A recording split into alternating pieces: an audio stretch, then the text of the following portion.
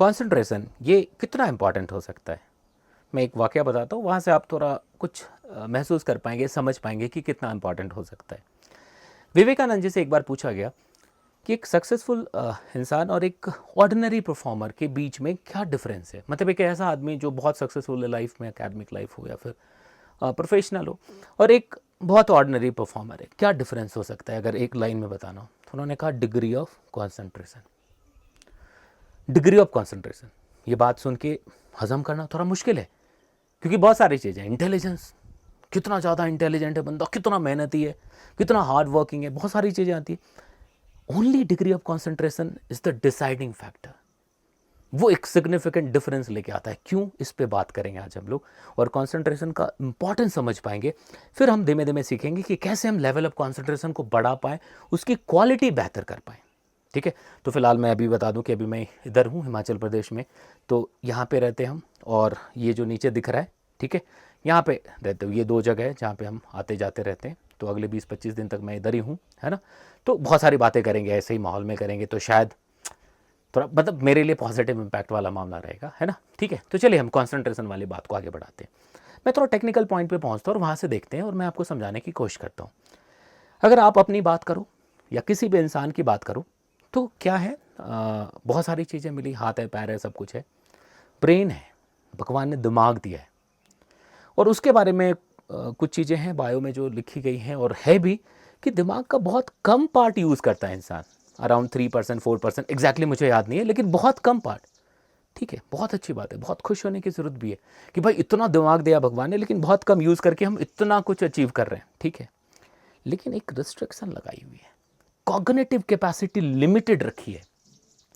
Cognitive capacity मतलब processing ability, RAM, है ना, कि किसी इंफॉर्मेशन को प्रोसेस करने की एबिलिटी को कॉग्निटिव कैपेसिटी बोलते हैं। और लोगों ने रिसर्च किया इसमें, और वहाँ से एक कंक्लूजन पे पहुंचे कि भी इंसान का जो अगर एवरेज देखें तो 126 बिट्स पर सेकंड के अराउंड है, अगर ऑन एन एवरेज बात करें।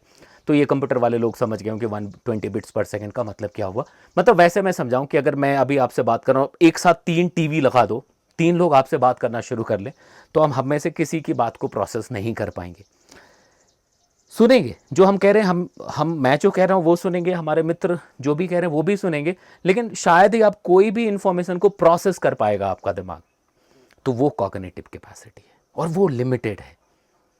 अब जरा सोचिएगा, दिमाग का कैपेसिटी, दिमाग की कैपेसिटी बहुत है, स्टोर करने की कैपेसिटी, मेमोरी, ये वो बहुत है, लेकिन किसी एक मोमेंट पे इंफॉर्मेशन को प्रोसेस करने की एबिलिटी भगवान ने बहुत कम दी है, या लिमिटेड दी है, या काम के हिसाब से दी है कि मतलब उसके कंपैरिजन में कम दी है, ऐसा मान सकते हैं कि एक साथ हम 10 लोगों को नहीं सुन के उनकी इंफॉर्मेशन को प्रोसेस कर सकते हैं। तो जब आप पढ़ते हो और उस समय सोचो कि अगर 126 में बहुत सारा पार्ट इधर उधर रहे, तो क्या वो सही पढ़ाई हो पाएगी। इसको अलग तरीके से समझते हैं, आप पढ़ते क्यों हैं। अब ये मत कहना मेरे को जेई नीट इसलिए पढ़ते, भाई उस मोमेंट पे अगर देखें तो आप इसलिए पढ़ते हैं कि उस पर्टिकुलर कॉन्सेप्ट को समझ पाएं, देन उसको अपने जहन में रख पाएं, और जब जरूरत पड़े किसी न्यूमेरिकल को सॉल्व करने में, क्वेश्चन सॉल्व करने में, आप उसको यूज कर पाएं। ठीक है, लेकिन जब आप पढ़ रहे हो तो आपका ध्यान कहीं और है। कहने का मतलब 126 में से कहीं कहीं चीजें लगी हुई हैं। थोड़ा आप सोच रहे हैं कि यार आज इवनिंग में हमें ये खाना है, हमें घूमने जाना है, अभी फलाना ये कर रहा होगा, फलाना ये कर रही होगी, आज उसका मैसेज नहीं आया, या थोड़ा वो अभी तक मैसेज नहीं आया, और किताब भी पढ़ रहे हैं। तो आप पढ़ाई पे मुश्किल से 20, 25, 30, वो भी फ्लक्चुएटिंग सा बिट्स पर सेकेंड दे रहे हैं। तो क्या वो पढ़ाई इफेक्टिव है? क्या वो आर काउंट करना कि यार 3 आवर्स हो गए, 2 आवर्स हो गए, मैटर करेगा? तो देखो यहां से समझ आएगा कि कंसंट्रेशन वही है कि हम 126 में से मोस्ट ऑफ द पार्ट को एक चीज पे फोकस कर पाए, यहीं से कंसंट्रेशन रिलेटेड है। अगर कोई 110 अप्लाई कर पा रहा है, 110 को एक जगह पे फोकस कर पा रहा है, तो उसका कहेंगे डिग्री ऑफ कंसंट्रेशन बहुत हाई है, क्योंकि थोड़ी बहुत तो चीजें चाहिए, सांसें चल रही हैं, सब कुछ चल रहा है, शरीर, है ना। तो भाई 126 में 126 तो लगा नहीं पाएंगे, बट 100, 110 लगा रहे हैं, पर बहुत अच्छा है, और वो बहुत अच्छा परफॉर्म करते हैं। आपने कई दफा देखा होगा कि क्रिकेट में 99 पे कोई आउट हो रहा है, लगातार आउट हो जा रहा है, क्योंकि कंसंट्रेशन डिविएट हो रहा होगा, वो डिस्टर्ब हो रहा होगा, और जो करना चाहते हैं, जो होना चाहिए था नेचुरली, वो नहीं कर पा रहे। और मैं आपको समझाता हूं, आप अपने पे लेकर के जाओ। कई क्यों ये वर्ड जो मैंने कहा ये सच में सही है। कई दफ़ा आप कोई बहुत इंटरेस्ट वाला काम कर रहे हैं, शायद वो क्रिकेट मैच हो या कोई सिनेमा हो, फिल्म हो क्या, या कोई वेब सीरीज़ हो, या किसी से बात करना हो, कब 3 आवर्स निकल गए आपको पता ही नहीं चलता। आपको याद भी नहीं रहता कि दरवाज़ा खुला है, आपको ये भी याद नहीं रहता कि भूख लगी है, आपको ये भी याद नहीं रहता कि सिर में दर्द भी हो रहा है। वो 3 घंटे बाद जब वो शो ख़त्म होता है तो पता सिर में दर्द है। हुआ क्या एक्चुअली उस पीरियड में आपका 126 जो था ना, उसका मोस्ट ऑफ द पार्ट उस पर्टिकुलर शो पे फोकस था।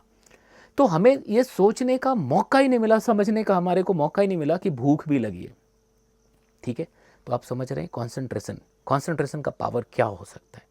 कई दफ़ा आप देखेंगे कि क्वेश्चन बना रहे हैं, दिमाग ध्यान नहीं है, तो आप क्वेश्चन के फंडे ही नहीं समझ पाएंगे। एक्चुअली वो क्वेश्चन क्या पूछ रहा है आपसे वो समझ नहीं पाएंगे आप। लेकिन कई बार अच्छे कंसंट्रेशन के साथ आप तुरंत समझते हैं, आपको कॉन्सेप्ट भी पता लगता है ना।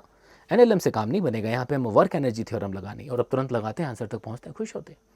अदरवाइज आप सोचते रहो, एक लाइन क्वेश्चन पढ़ते बीच में कोई और फोटो चल रहा होता है, दूसरे लाइन तक पहुँचते बीच में कोई फोटो चल रहा होता है, किसी का नाम चल रहा होता है, या कोई डर चल रहा होता है, कोई खुशी चल रही होती, कुछ भी चल रहा होता है, वो चीज़ नहीं चल रही होती। यहाँ पे कहते हैं कि डिग्री ऑफ कॉन्सेंट्रेशन खराब है, आप अच्छे परफॉर्मर नहीं होते हैं। ठीक है, तो कंसंट्रेशन वाली बात आप समझ पा रहे होंगे। एक्चुअली कंसंट्रेशन क्या है? कंसंट्रेशन वही है 126 में से मोस्ट ऑफ द पार्ट को एक चीज पे लेके आ जाना और उसको लंबे समय तक रखना। ये नहीं कि 1 सेकंड के लिए फिर गायब हो गए, वो भी नहीं, at least half an hour 1 hour तक एक स्ट्रेच में उसको उस पर फोकस करके रखना। ठीक है, ये कॉन्सेंट्रेशन है। तो ये भगवान ने हमें ये एबिलिटी, ये पावर दी है, पावर ऑफ कॉन्सेंट्रेशन, कि हम किसी एक चीज पे फोकस कर सकते हैं और उस प्रैक्टिस से, उस टेक्निक से, उस कह सकते हैं ना, उस तरीके से हम जरूर अपने डिग्री ऑफ कॉन्सेंट्रेशन को बढ़ा सकते हैं। 2 इंपॉर्टेंट चीज होगी, एक इंटरेस्ट, दूसरा क्यूरियोसिटी, तीसरा जो चैलेंज है ना, टास्क और स्किल, उसको कनेक्ट करना। जो हम टास्क लेके बैठे हैं, जो हमारे स्किल्स है, वो चैलेंज के हिसाब से डिसाइड होती है। वो बहुत इंटरेस्टिंग मामला है। 2 सेशन और लूँगा, मैं आपको सिखा दूंगा, आप ढंग से समझा दूंगा और उसका बड़ा फ़ायदा मिलेगा आपको। नॉट ओनली इन स्टडी, किसी भी काम में अगर मुझे फ़ोटो खींचना है, वहाँ पे भी कंसंट्रेशन का बड़ा इंपॉर्टेंट रोल। अगर मैं फ़ोटो खींच रहा हूँ, अगर ध्यान है, अच्छा आएगा नहीं आएगा, अच्छा आ गया तो क्या होगा, इंस्टा पे डालूंगा कि नहीं डालूंगा, 4 बजे क्लास है, या ये छूट गया या वो छूट गया, तो वो परेशानी है। तो आज मेरा यही मकसद था कि मैं आपको इंपॉर्टेंस ऑफ कंसंट्रेशन सिखा पाऊँ और 126 में से मोस्ट ऑफ द पार्ट को एक चीज़ पे फोकस कराना है, वो हमारी एबिलिटी है। वो पावर हमें भगवान जी से मिला हुआ है, उसको कैसे यूज़ करना है, उसको कैसे शार्प करना है और कैसे उसको कंट्रोल में लेके आना है, ये हम सीखेंगे अगले 2 सेशन में। ठीक है, तो मुझे उम्मीद है कि आप यहाँ तक बातें समझ पाए होंगे कि एक्चुअली कंसंट्रेशन क्या है। एक और छोटा सा एग्जांपल अगर मैं आपको दे दूँ, शायद आपने ये एक्सपीरियंस किया होगा या ऑब्जर्व किया होगा कि ट्रेन में चलते हुए कोई बच्चा है, बहुत चिल्लाना शुरू करता है, रोना शुरू करता है। अब उनके साथ जो है, उनके पेरेंट्स या माता पिता जो भी हैं, कोई भी कुछ भी एक ऑब्जेक्ट उठाते, उसको ऐसा ठक ठक ठक करके उसके हाथ में दे दिया, लो भाई, और वो थोड़ी देर के लिए शांत हो जाता है। एक्चुअली क्या हुआ, क्यूरियोसिटी ने उसका मोस्ट ऑफ द कंसंट्रेशन उस ऑब्जेक्ट पे रख दिया और वो उस मोमेंट के लिए रोना चिल्लाना बंद कर देता है। ठीक है, तो अगले 2 सेशन में हम लोग ये सीखेंगे कि कैसे कंसंट्रेशन को और बेहतर कर पाए और वो सारी चीज़ें जो डिस्ट्रैक्ट करती हैं, जो कंसंट्रेशन के फोकस को, जो कह सकते हैं डिग्री ऑफ कंसंट्रेशन को खराब करती हैं, उसको कैसे कट आउट करें। ठीक है, तो मेरे ख्याल से आपको मेरी बातें समझ आई होंगी। अगर समझ आए तो शेयर लाइक जरूर करिएगा और कमेंट जरूर लिखिएगा। ठीक है, तो फिर आपसे मिलते हैं। ठीक है, ओके, बाय, टेक केयर।